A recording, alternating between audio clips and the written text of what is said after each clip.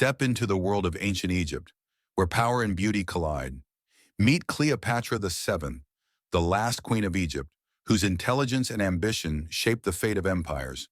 From her legendary alliances with Julius Caesar and Mark Antony to her battle to protect her throne, Cleopatra's story is one of intrigue, power, and timeless allure. Get ready for a journey through one of history's most captivating reigns. Please don't forget to like and subscribe if you like the video. And now let's get back to our story. In the golden age of Egypt, the city of Alexandria shone like a jewel on the Mediterranean coast. It was a hub of culture, knowledge, and trade, dominated by the towering Pharaoh's lighthouse, one of the great wonders of the ancient world. But beneath its grandeur, Egypt faced turmoil, a kingdom fractured by internal strife and the shadow of Roman influence.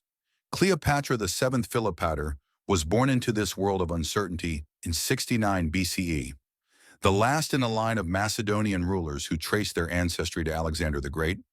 Cleopatra was no ordinary princess. Even as a child, she stood apart, her sharp mind absorbing languages, philosophy, and the art of governance. By the age of 18, she ascended the throne alongside her brother Ptolemy XIII. But unlike her predecessors, Cleopatra envisioned a strong and independent Egypt. She was a queen who would rule not through mere birthright, but through intellect, charisma, and strategy. Cleopatra's early reign was fraught with challenges. The young queen found herself at odds with her co-ruler, her brother Ptolemy XIII. The tension between them grew unbearable, fueled by the ambitions of Ptolemy's advisors, who sought to control the throne through him. Cleopatra, fiercely independent and unwilling to be a puppet, clashed openly with her brother in court. Eventually, the conflict escalated to exile. Cleopatra was forced to flee the palace, escaping under the cover of night. She sought refuge in the deserts of Syria, but even in her lowest moments, she was plotting her return. Cleopatra understood the game of power. She knew that to reclaim her throne, she needed more than an army. She needed a powerful ally. In 48 BCE, opportunity presented itself in the form of Julius Caesar. The Roman general had arrived in Alexandria, embroiled in his own struggles following a civil war. Cleopatra saw her chance and devised one of the most daring gambits in history. Under the guise of a gift, Cleopatra had herself smuggled into Caesar's quarters, concealed within a rolled carpet. As the fabric unraveled, she emerged, a vision of confidence and charm. Caesar, captivated by her audacity and intellect, listened as Cleopatra pleaded her case.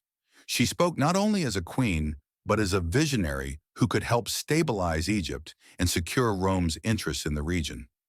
Their partnership was born that night, a union of ambition and mutual benefit. Together, they plotted to restore Cleopatra's throne and eliminate her rivals. Cleopatra's alliance with Caesar was soon tested in the crucible of war. Ptolemy XIII, unwilling to surrender his claim, raised an army against them. The decisive moment came on the banks of the Nile.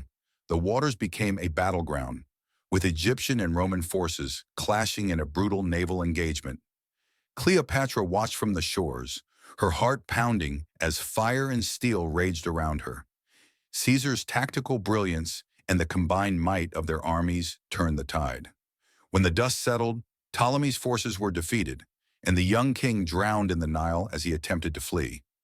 Victory belonged to Cleopatra, and with it, her throne was secure.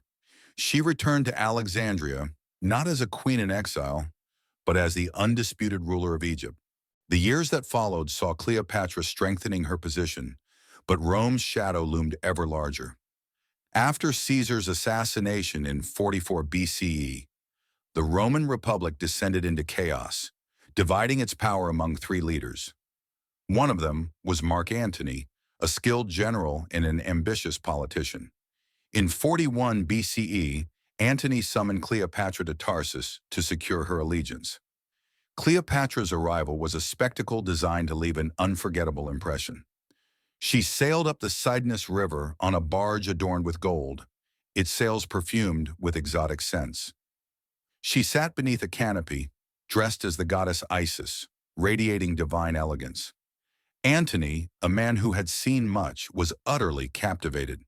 What began as political diplomacy soon transformed into a passionate love affair.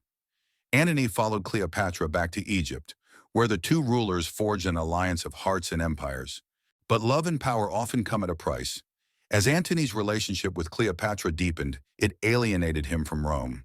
Octavian, Caesar's adopted heir, declared war on the couple, framing it as a defense of Roman honor against foreign influence. The conflict culminated in 31 BCE at the Battle of Actium, a naval clash that would decide the fate of empires. Cleopatra and Antony's fleets faced Octavian's forces in the waters of the Mediterranean. The battle was chaotic, with ships ablaze and men fighting desperately. But as the tide turned against them, Cleopatra made a fateful decision.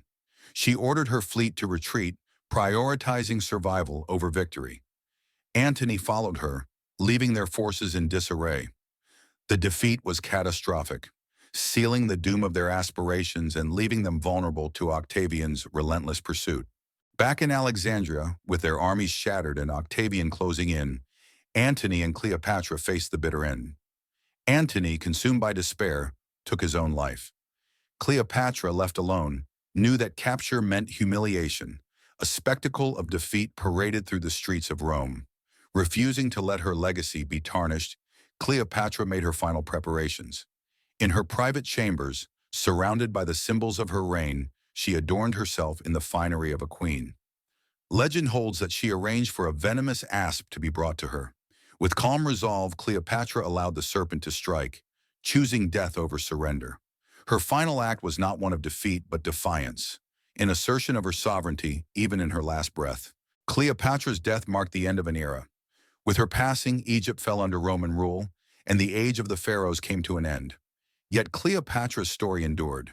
She was more than a queen. She was a symbol of resilience, a woman who wielded power in a world dominated by men. Her legacy has been immortalized in history, art, and legend, a testament to her intellect, charm, and indomitable spirit. Cleopatra VII Philopator, the last pharaoh of Egypt, a queen who lived and died on her own terms. Thank you for joining us on this incredible journey through the life of Cleopatra, one of history's most powerful and captivating queens. If you enjoyed this story, don't forget to like the video and subscribe to our channel for more fascinating tales from history. Stay tuned for more exciting content coming your way.